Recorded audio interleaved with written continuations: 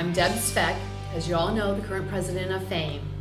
Many of you have heard me talk about Cranium CoRE, the reading methodology that I use.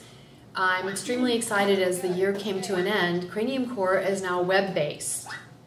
I have continued to work through the year with my small reading groups, my football players specifically, and my level 1 and 2 girls, the GSTAR girls. Additionally, it is now being used in several English classes and 2 science classes. My Cranium CoRE group, my GSTAR girls, they were particularly interested in where the questions came from, who made the questions, and were interested in why somebody would make a game show like Cranium CoRE. So as part of a culminating activity for the end of the year, I took the girls on a field trip to my house where we video chatted with the person who authors, actually the CEO of Thinkersize, the company that developed Cranium CoRE. And what we did was a video web chat. It gave the girls an opportunity to talk to Mr. Larson and ask them the questions that they wondered about Cranium CoRE. They were challenged with using Cranium CoRE during the year. The questions were hard for them, quite honestly, but it was also good because, again, they are developing greater reading comprehension. So it was a very interesting experience for all of us, for them, to be able to use technology and do a live web chat, and to ask the person who authors those questions about authoring it, where the idea came from, what kind of titles would be used in the future. It was a great experience. We didn't get it all done in one take, so we did it once in the morning and we went for breakfast. And before the end of the school year, we did another field trip in the afternoon and went for ice cream.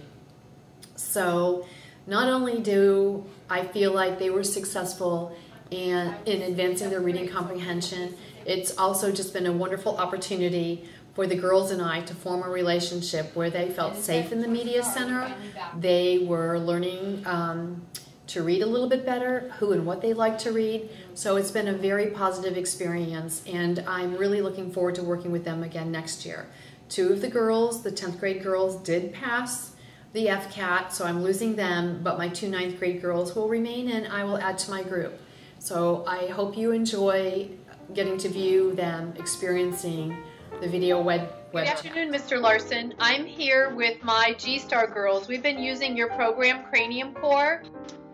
So we used it for 2 different novels this year, and my girls have a few questions they would like to ask you, but first I want them to introduce themselves and then talk to you a little bit about Cranium CoRE. So okay. Introduce yourself. My name is Shakila. I'm Allie. I'm Cherry. And you're gonna have to speak up because I'm hard of hearing from this far away. We're 1,300 miles away, and I can barely hear you. I'm in Crystal Lake, Illinois, which is northern Illinois, almost to Wisconsin, about 50 miles northwest of Chicago. Why did you start writing question for books? Children and students needed a fun way of thinking at a higher level rather than just literal questions that would compete in a way with video games, videos, TV, movies, all the things that take students away from reading to bring them into reading. What books are your favorite? Here's the truth. I love every book almost. It's like there are no bad books, in a way. But that's a whole nother story. Is it hard to write questions for a book? Yes, it depends on the types of questions. However, there are literal questions, which means just basically facts that can be relatively easy to write and easy to answer. Then there are questions that are more higher level thinking, they're called, and they're inferential questions.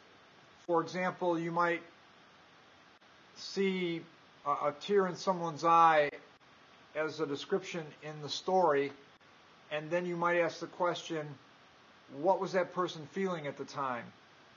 So you can have tears in your eye for a lot of reasons. You could be cutting onions, you could be laughing so hard you cry, you could be sad, you could have a bug in your eye. It could be anything related to those things. And so you have to read the context of the story to really answer the question. And so those types of questions are the types of questions I ask.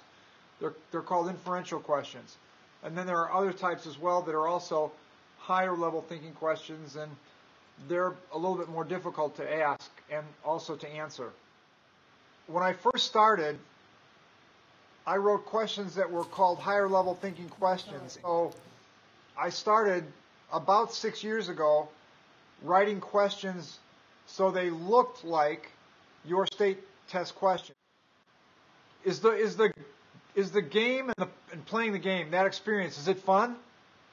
Yes. Is it? Okay. Well, again, I think you answered the question. Is it the most fun thing you do in school? Yes. Okay, that's great to hear.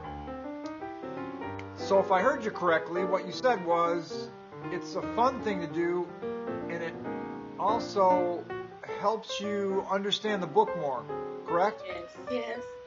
That's great. That's great to hear. Well, you know, that makes my heart sing. Honestly, it does.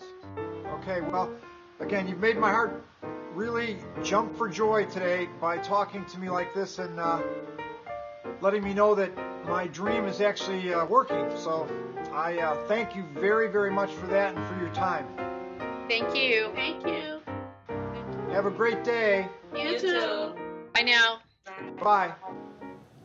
As the school year ended, fast and furious for me, and I'm sure for all of you also, I hope that you will enjoy your summer and that you will continue to check the FAME website.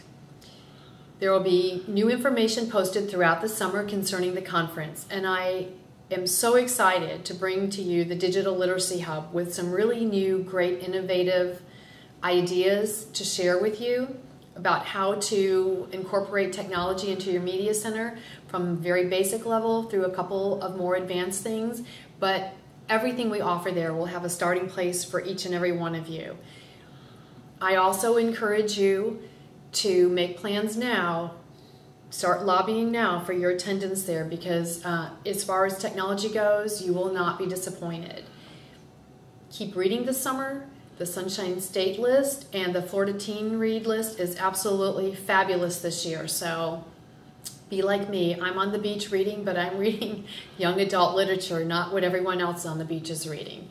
So I look forward to seeing you. I hope that you're enjoying these podcasts as a new way of communication.